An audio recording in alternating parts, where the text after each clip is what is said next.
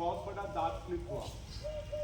उस दार्शनिक ने शिक्षक के बारे में कहा कि शिक्षक एक गाय माँ की तरह होता है, जो बच्चे को जन्म तो नहीं देता मगर जन्म देने में सहायक होता है। कौन था वो दार्शनिक? कोई बच्चा बताएगा आप में से? किसके वचन हैं ये, किसके शब्द हैं ये? कौन है वो दार्शनिक जिसने शिक्षक को इतना बड़ा माना है? कोई साधारण व्यक्ति तो नहीं होगा। उसका नाम है सुकरात। क्या नाम था उसका? सुकरात। देखिए, भारत जितना प्राचीन है उतनी संसार की कुछ सभ्यताएं भी प्राचीन हैं।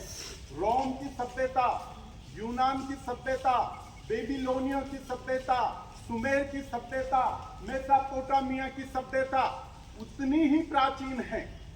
और जब यूनान का उल्लेख आया है तो मैं आपको ये बताता हूं कि इतिहास एक ऐसा विषय है जो आपको जिंदगी जीने का तरीका सिखाता है, आपको परिचय करवाता है वर्तमान और बीते हुए कल से कि संसार में कैसी कैसी विभूतियां हुई हैं और उन्होंने अपने वचनों से, अपने कर्मों से संसार को क्या देकर के वो लौटे हैं।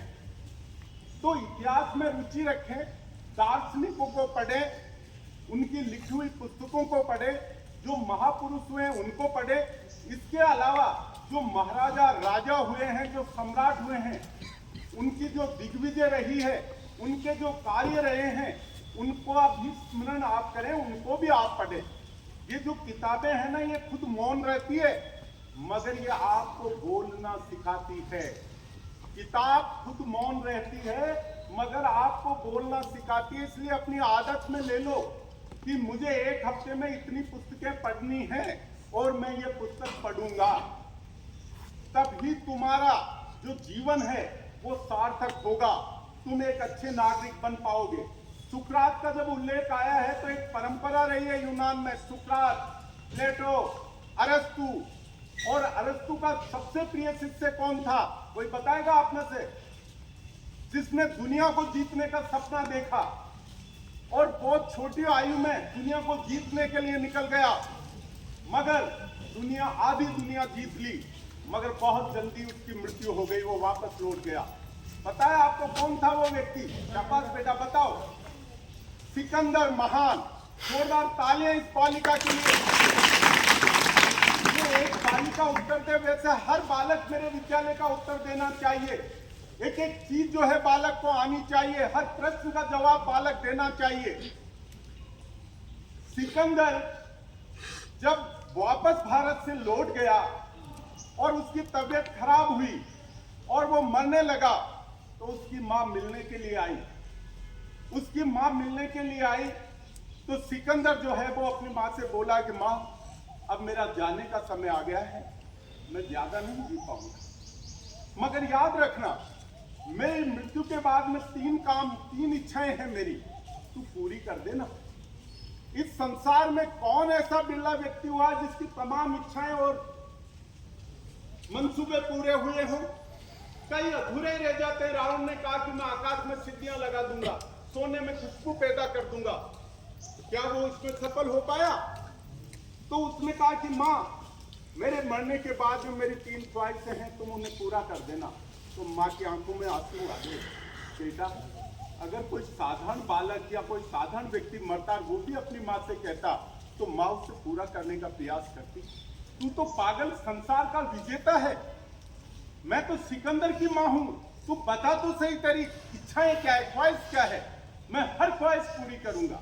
तो सिकंदर ने कहा कि मां, जब मैं मरूं और मेरा जनाजा निकाला जाए तो मेरे दोनों हाथ खुले रखे जाएं, ताकि ये दुनिया देख ले जिनमें अहंकार है उनका अहंकार खत्म हो जाए कि सिकंदर जो दुनिया जीतने वाला था वो खाली हाथ आया है और खाली का हाथ जा रहा है। इसीलिए जो लाठी जाती है उनकी मुट्ठी में कुछ नहीं होता, वो खाली हाथ ही आते हैं और खाली हाथ ही चले जाते हैं। और दूसरा मां ये करना कि मुझे ऐसी जगह दफनाया जाए जहां मुझसे पहले किसी को दफनाया नहीं गया हो, मेरे पहले किसी की कब्र वहां खोदी नहीं गई हो, मेरे से पहले वहां किसी इंसान को दफनाया नहीं गया हो, वो जगह देखना। माँ ने कहा ठीक है बेटा। और तीसरी बात माँ, मैं तुमसे ये कहना चाहता हूं कि मुझे दफनाने के 3 दिन बाद तुम मेरी कब्र पे जाना और आवाज लगाना, बेटा सिकंदर, बेटा सिकंदर, मैं तुमसे बात करूंगा। और ये कहकर सिकंदर इस दुनिया से अलविदा हो गया। सिकंदर की मृत्यु हो गई और जैसा उसने अपने जीते जी इच्छा जाहिर की थी, उसी तरह से उसका जनाजा निकाला गया। खाली हाथ दोनों पार रखे गए कफन से, ताकि दुनिया को यह पता चल जाए कि सिकंदर खाली हाथ आया था और खाली हाथ चला गया है। और उसकी मां ने सारे सैनिकों को भेजा कि जाओ वो जगह ढूंढो जहां कभी पहले किसी को दफनाया नहीं गया हो। मगर सारी दुनिया में कोई ऐसी जगह नहीं मिली जहां पहले किसी को दफनाया नहीं गया हो।